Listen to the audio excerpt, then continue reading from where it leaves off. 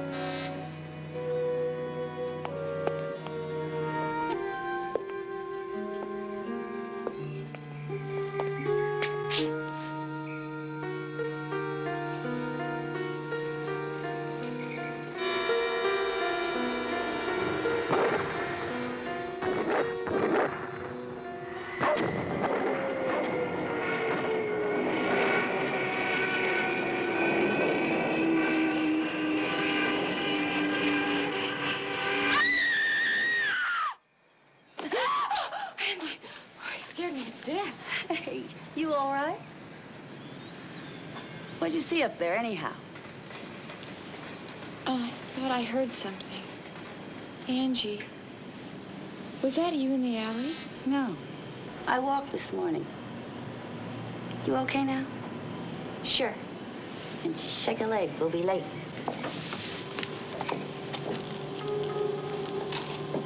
Hey!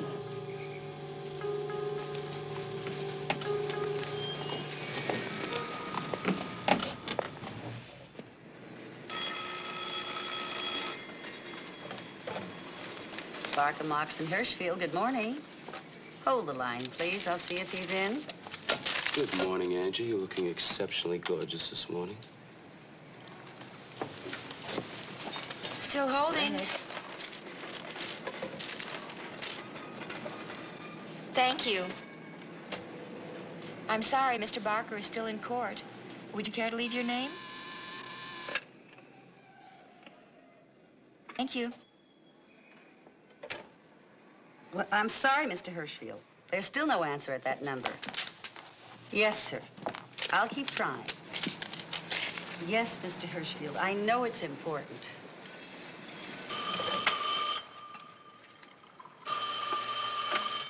get it.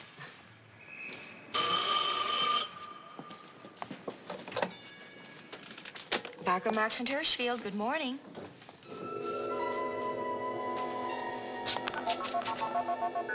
I'm sorry, I can't hear you.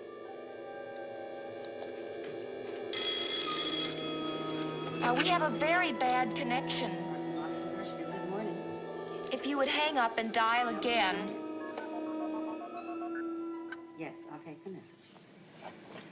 Thank you.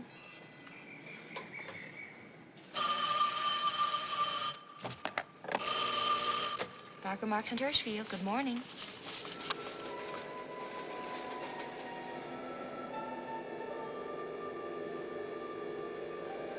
Hello? Hello? I'm sorry, I can't hear you. Yes. No, I'm sorry, he's not in here. Yes. Hello? I'll give him a message.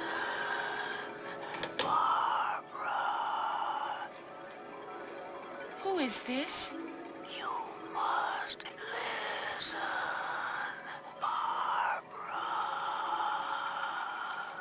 Who is this?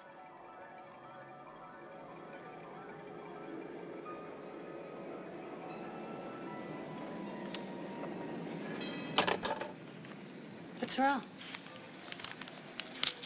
I don't know what's wrong with me today. I'm hearing planes that aren't there, and I'm getting these weird phone calls. Weird dirty or weird weird? Someone's calling my name. It's probably one of those jokers in the mailroom. I hadn't thought of that. Suppose we play a little joke of our own. Switch desks. Thanks, Angie. My pleasure. I'll give that freak an earful.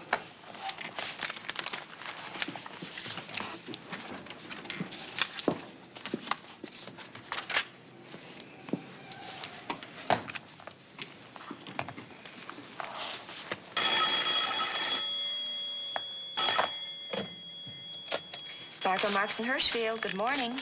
Barbara.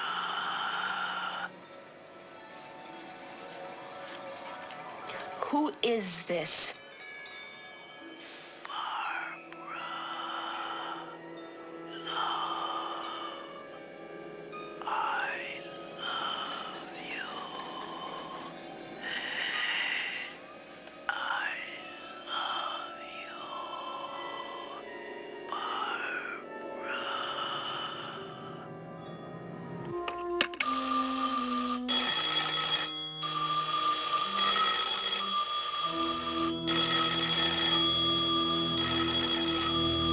you. You think the rain will hurt the rhubarb?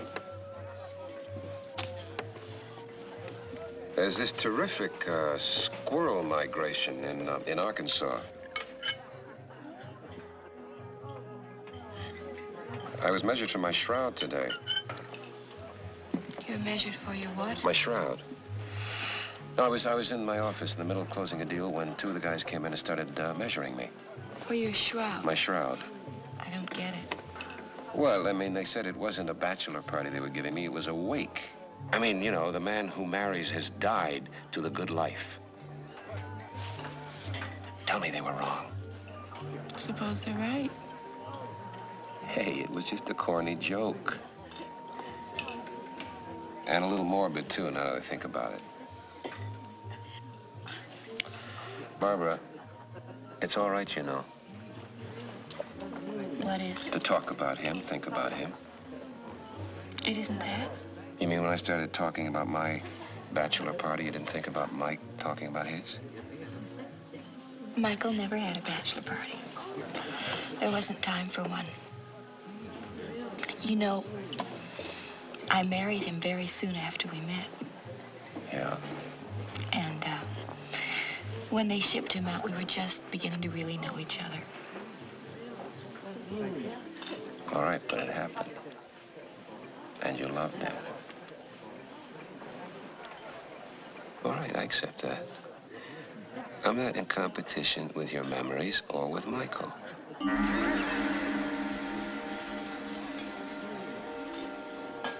If it wasn't Michael, what was it? I was thinking about some calls I got At the office today, nuisance calls. You bad? Scary. Very scary. Look, why don't you quit that job right now? You were going to leave it next week anyway. I'd rather stick it out. Maybe it's nothing. I feel it right now. Well, if it happens again, I want you to know that I would be very happy to take you away from all that right now and start keeping you. In the style to which I'd like to become accustomed. Exactly the style I had in mind.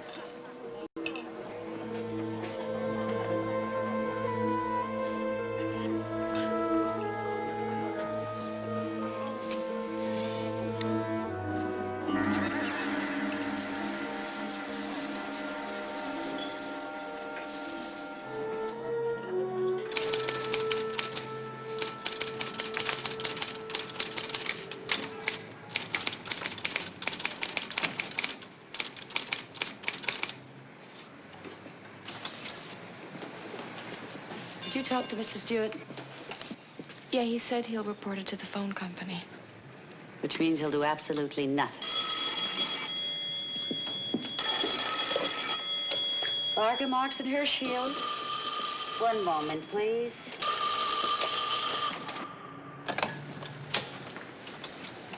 Barker, Marks, and Hirschfield. Barbara, remember the promise. The promise. You're going to die. You're going to die.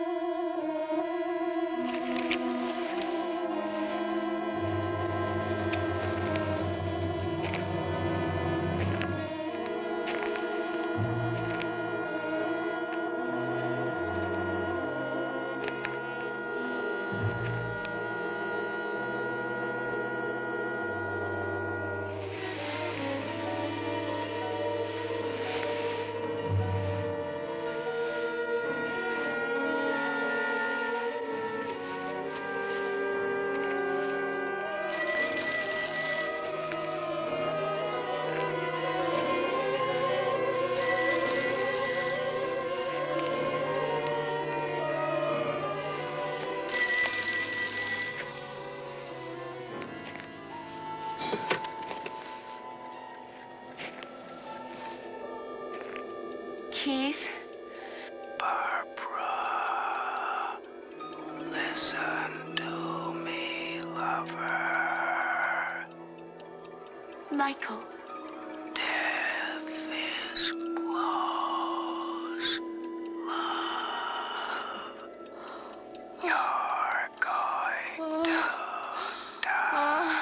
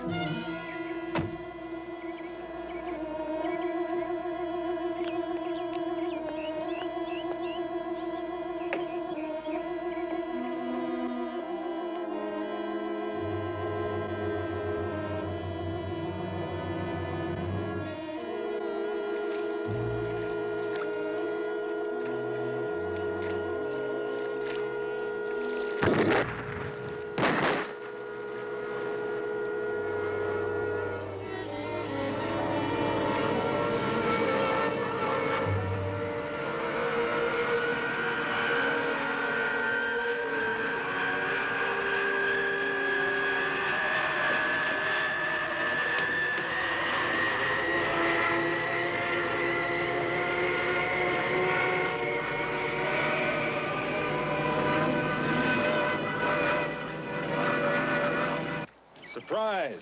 And a nice one. Hello, Ed. I was beginning to think we were never going to see you down here again. It has been a while. Your neighbors miss you. And so does your little boat. She needs care and attention, you know. If you're not going to use her, you ought to sell her to somebody who'll take care of her and enjoy her. I guess I should. Of course, nobody will ever get more pleasure out of her than Mike did. Oh, I'm sorry. It's okay, Ed. We could talk about him. Well, I've thought about it a lot. Mike must have been hurt bad before he ever climbed into that raft after the plane crashed, or otherwise, you know he'd have found some way to sail her to port. Still, maybe he was luckier than that other fella, drifting all that time, watching his buddies die, and then dying himself just after he got spotted. Ed, do you think you could recommend a broker who might sell the Promise for me? Sure, I know just the man. Say, it's funny you turning up this way.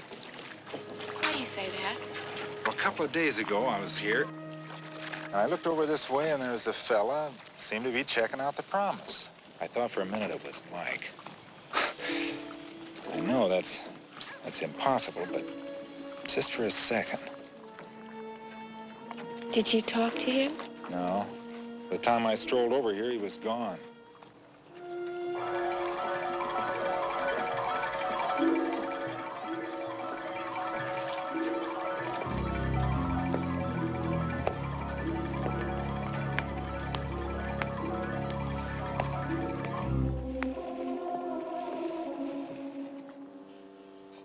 Anyway, the cabin sounds great. 180-degree view, huge fireplace, nearest neighbor a quarter of a mile away. No television, no telephone. I'm sorry. I keep waiting for it to ring. Well, you haven't had any more calls, have you? I stayed away from the apartment all day, so he may have tried. He? I thought you weren't sure whether it was a man or a woman. At the office, I wasn't, but here the voice is much clearer. A voice you've heard before? It might be. I've heard thousands of voices on the phone. I'll get this, sir.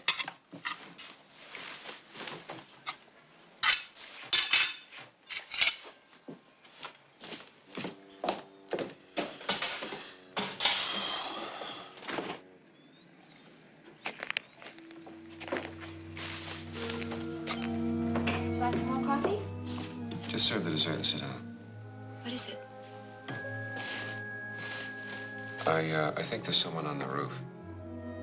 On the roof? Yeah, don't look up. Look, you just, start eating the dessert. And don't watch me.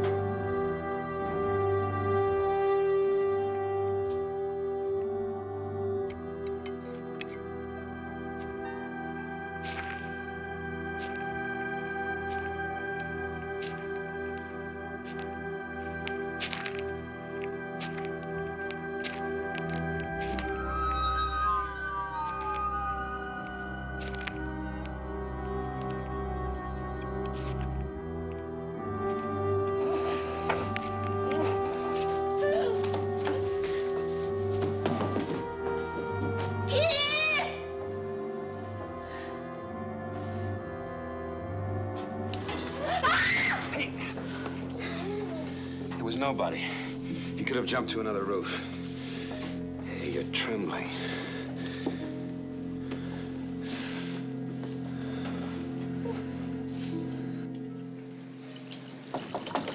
Yes? Thank you. There you are. Thanks. Shepard? So in addition to these crank phone calls, Mrs. Shepard, you also feel that you're being watched? Well, the other day, the day I got the first calls, I did have the feeling someone was watching me in the parking lot. But you didn't actually see anyone? No. And last night? I thought I heard someone on the roof. Well, maybe a stray cat. Maybe. And maybe someone could have jumped to the next roof when I went out. About the calls, have you noticed any particular pattern? They come in the afternoon, at night, in the office, at home. You're going to die. Death is close. Sounds like a threat. You're getting married soon. Next week. Well, maybe the caller's just a disappointed boyfriend. Somebody who's uptight because you rejected him. I don't think so, Sergeant. Well, at least it's a way to go. Now, if you will give me a list of possibilities, then I can look into it. A list? I can't even think of a single person. What about Steve? No. Who's Steve? My first husband's brother. I went with him for a while before I married Michael. You still see him? Not in months. He's married now anyway. I broke up with him a long time before I married Michael. Well, it was a thought.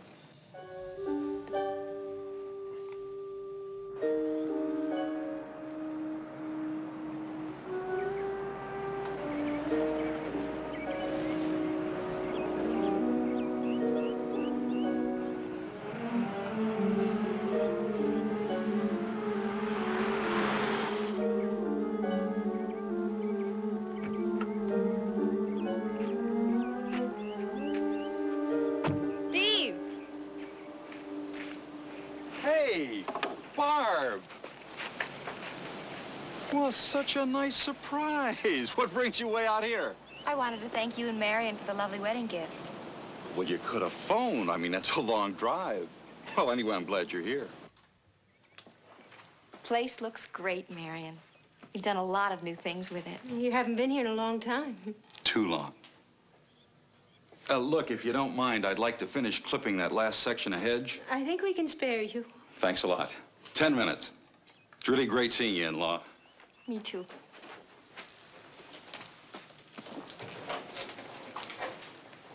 Marriage certainly agrees with Steve.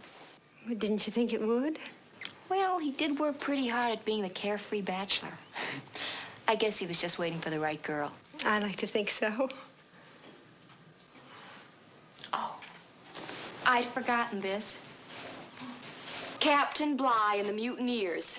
That was the day Steve asked me to marry him. Inspired by the good example Michael and I set. Barbara, why did you come to see us? We haven't been very close, not for a long time. Maybe not ever. I'm getting phone calls. What? These strange phone calls. Like what? Threatening, frightening. The police seem to feel that the person making these calls is someone who might have been interested in me, who would resent my marrying Keith. Someone like Steve? I don't really think that. But you're here. Look, Barbara, I know my husband. Whatever he felt for you once, he was very happy for you when he heard you were going to marry again. We both were. I believe you. Don't be angry with me, please. I'm sorry. Marion, you know, if that wasn't Steve's voice... You couldn't recognize the voice? At first, I wasn't sure, but now... Well, maybe it's all my imagination. Kind of a guilt reaction. What are you talking about? I heard Michael's voice. It was Michael's voice I heard.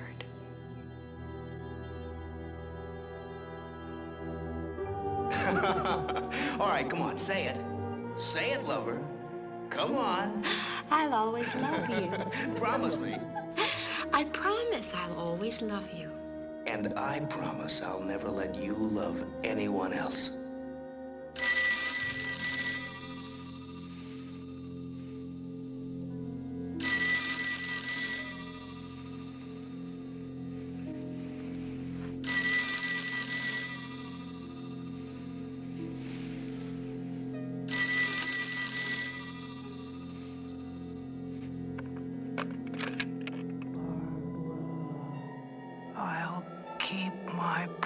promise.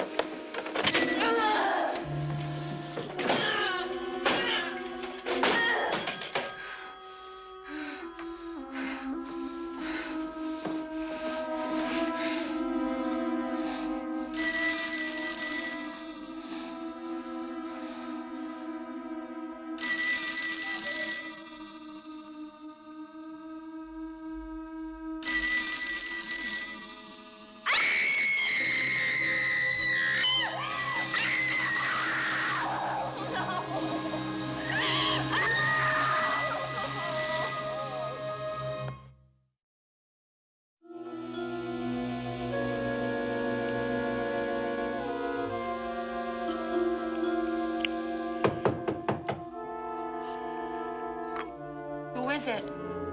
Me, Keith.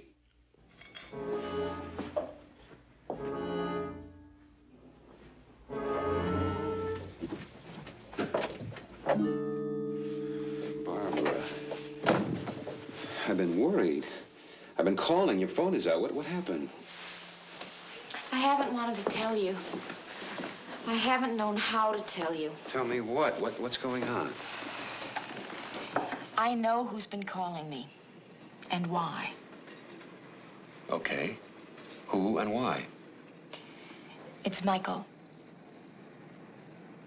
It's my husband, Michael. You thought it was Mike's voice? It was Mike's voice. Was someone imitating him? Does that explain how this phone kept on ringing after I did this?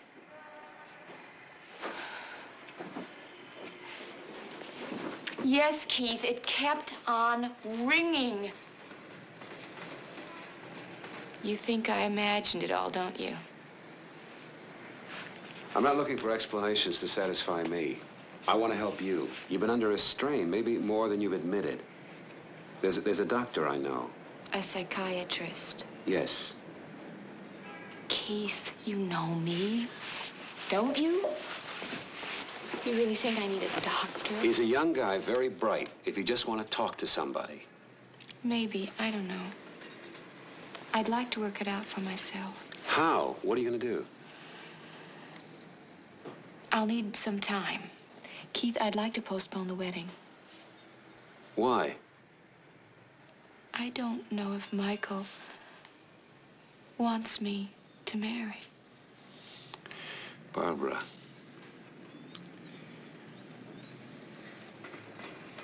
Look, Sergeant Appleton suggested a possibility.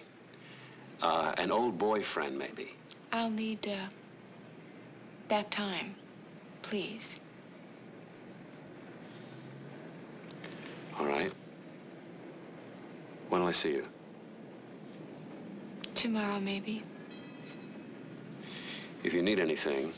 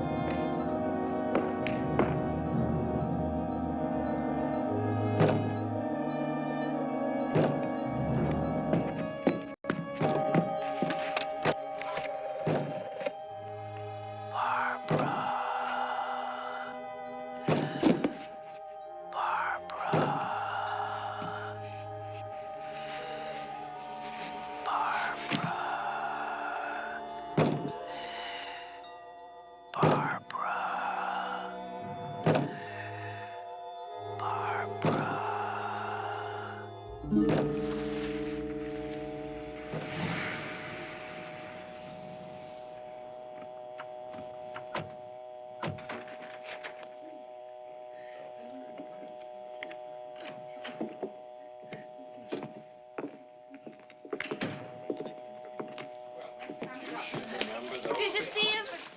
Who are you? I'm sorry, my car ran out of gas, and I was sure it was full. Thank you. You say your car ran out of gas? Yes, I was walking, and he followed me, and I ran in here, and I bolted the door. He kept trying to break in on me. Didn't you see him out on the porch? No. He was out there. He was. Please. Believe me. Help me. It's all right, dear. Everything's all right now. I guess I'd better call the police.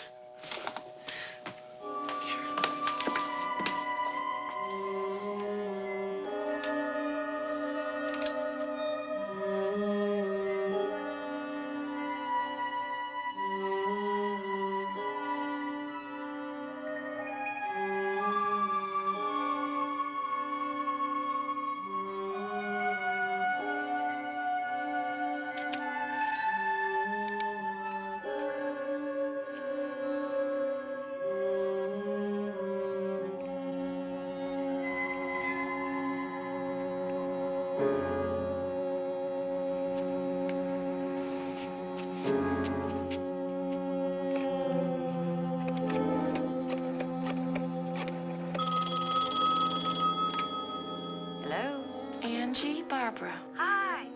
I was going to call you, but I didn't want to make it too early. How you doing? Fine. Are you free for lunch? I can get free.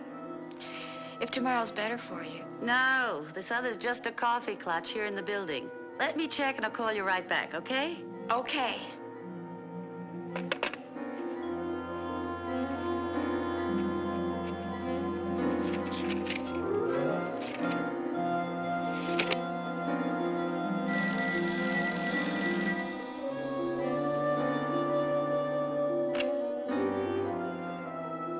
What's the word, Angie? Barbara. The promise. Remember. The promise.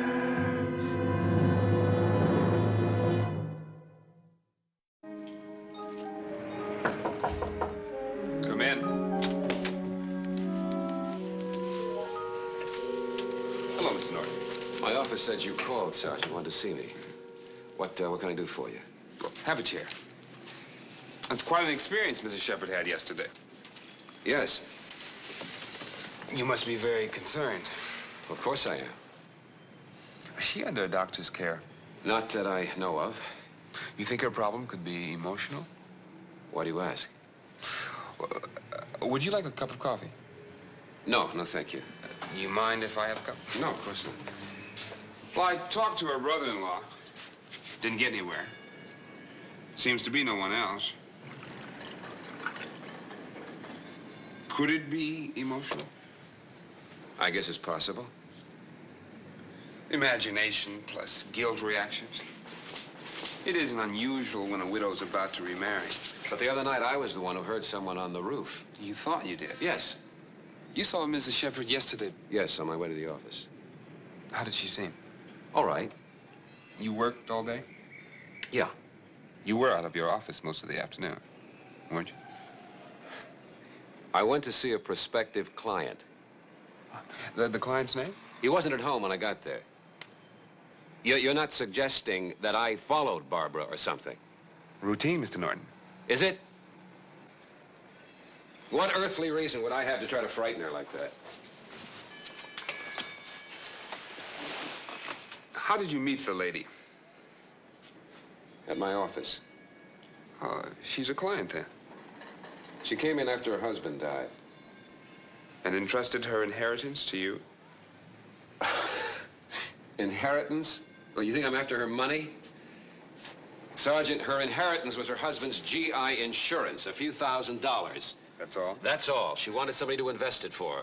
Can you seriously consider that as a motive? Especially since we're going to be married? Okay, I was reaching, I admit. But we seem to have ruled out the brother-in-law.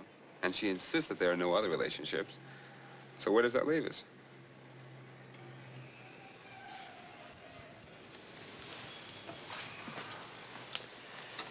Sergeant, I'm going to level with you.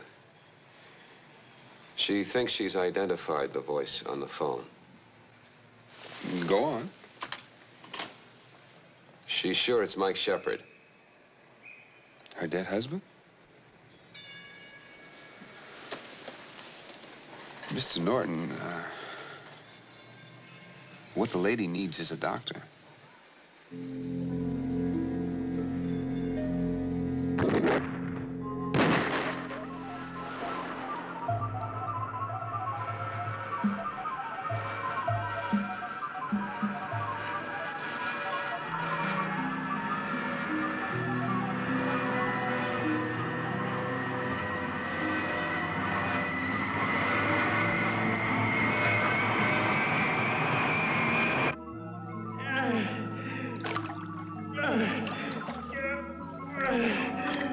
Hang on. We can make it, Phil. And when we get back, my wife, Barbara, you gotta meet her. The world's finest first mate.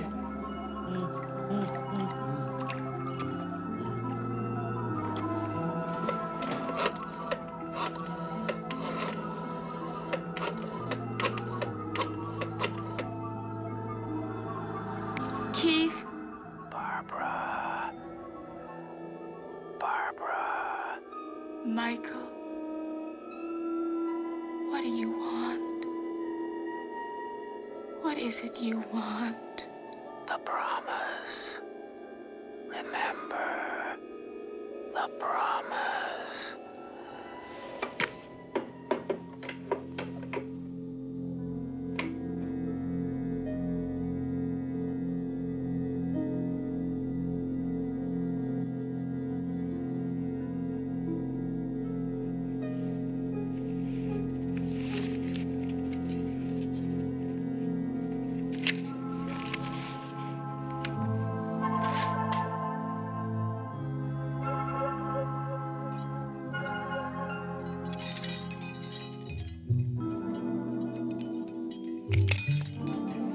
Dear Keith,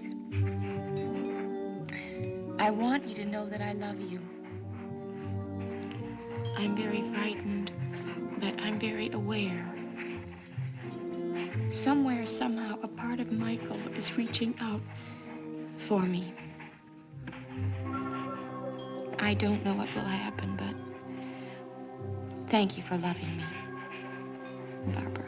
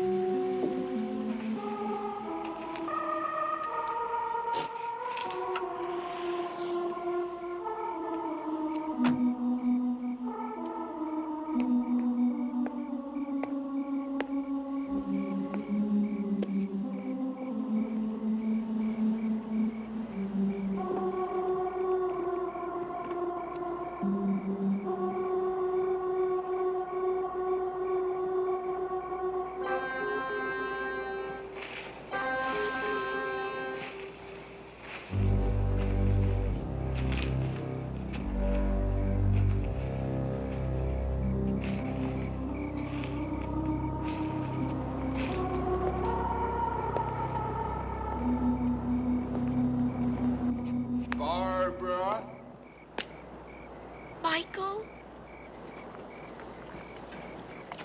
The world's finest first mate.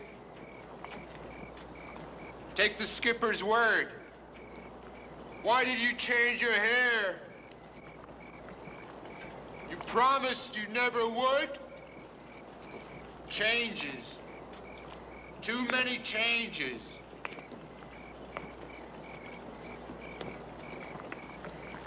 Michael. Loyal, loving. I had to see you, believe in you. You're not what I imagined. You're a cheat, ready to betray the man who loves her. No, Michael.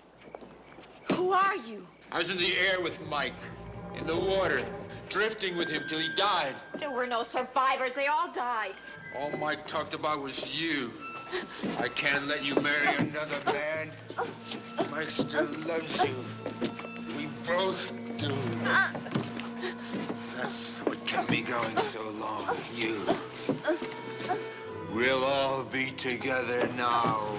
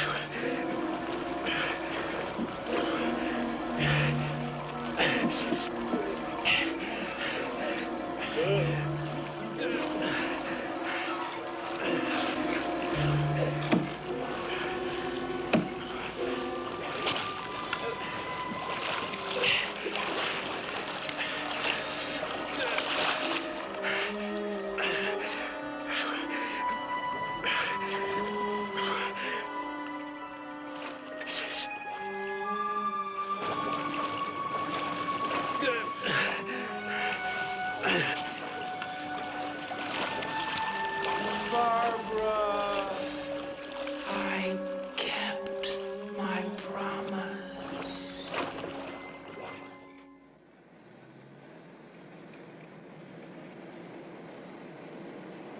It was him. You don't believe me, do you? He's been dead for over a year. So he couldn't have followed me. And he couldn't have tried to kill me last night. They dragged the whole lake. And found nothing. And the phone calls, you think he made those too? No, they were from Michael. But I was wrong. They weren't threats. They were warnings. Warnings? He was telling me I was in danger. And when he talked about his promise, he meant his promise to look after me, to protect me no matter what. It was Michael who saved me last night.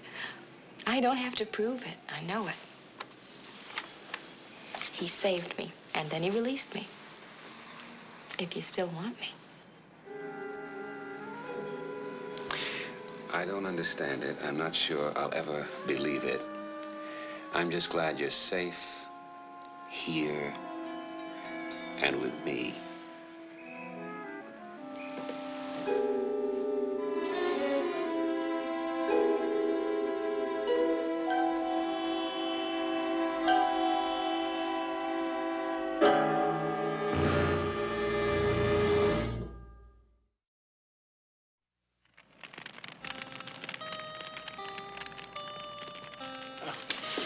You'll be happy to know Keith and Barbara got married. As a matter of fact, they're honeymooning here right now. A message for them. I'd call, but for some reason they've asked to have the phone removed from their room. Oh, well, people in love are entitled to their little idiosyncrasies.